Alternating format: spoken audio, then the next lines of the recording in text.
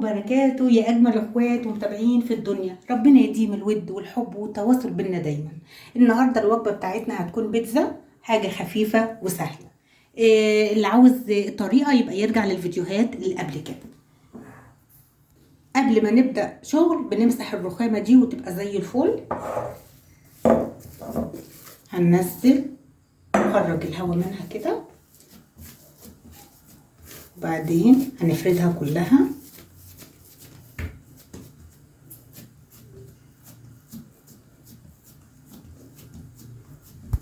هنحط شوية زيت صغنطين قوي كده، وبعد كده هنفرد بالنشافة. بسم الله. تحية للجندي المجهول اللي عمال بيحضر ويقطع الخضار ويوضب كل حاجة من ورا الكاميرا، والشيف اللي بيطبخ على الجاهز. الله يكون في عونكم بجد والله العظيم. يا دوبك بقى يحط كله على بعضه. نفردها بأي قطاعة مدورة. أنا هكتفي كده بالكوباية، مش هنوقف حاجة، أو ممكن برضو كوباية كبيرة شوية.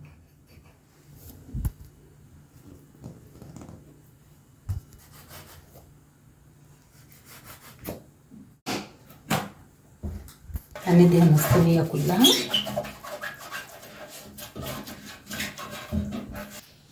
بصوا السمك بتاعها، ولا تخينة ولا رفيعة. السمك بتاعها هو اهو. بصوا الجمال والحلاوة.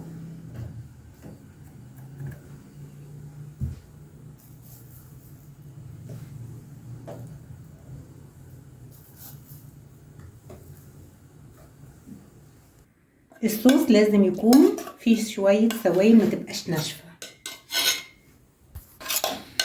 بسم الله.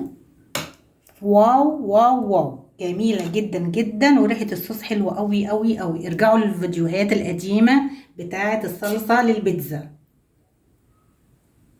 معمولة طماطم مبشورة، معلقتين من الزيت، ملح فلفل كمون وشوية زعتر وفص ثوم، كله على البارد. بعد كده شكشكتين كده، وبعدين نطفي النار على طول، ولازم يكون فيها شوية سوائل زي دي. وبعد كده ادي اللحمة المفرومة. يا خلاصي كيوت، بيتزا كيوت فعلا. تتاكل نية من غير ما تستوي حتى في الفرن. شكلها جميل ازاي، وتفتح النفس كمان للأطفال. وممكن لو فاض مننا نشيلها في الديب فريزر وهم رايحين للمدرسة، بتبقى جميلة وشيك.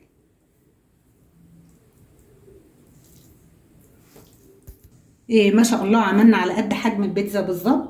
وكمان فاض اهوت لحشوة للجلاش بقى، او مكرونة بالبشاميل. يعني فاض ما شاء الله، فيها البركة الدنيا كلها.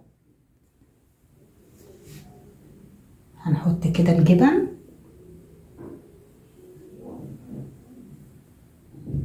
حلاوتها بانها ما بتاخدش حشوات كتيرة كده، على قد البيتزا الصغيرة وخلاص.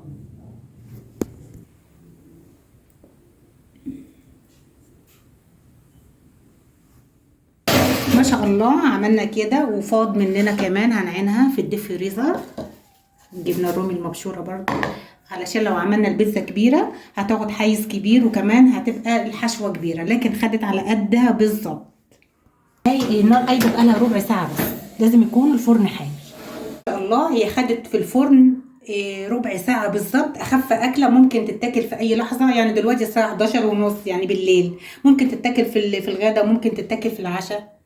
وجربوا طريقتي ومش هتندموا. سخنة لسه طالعة دلوقتي حالا. هوريكم واحدة اهي.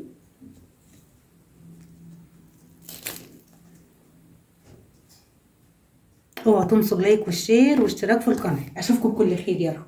جود باي.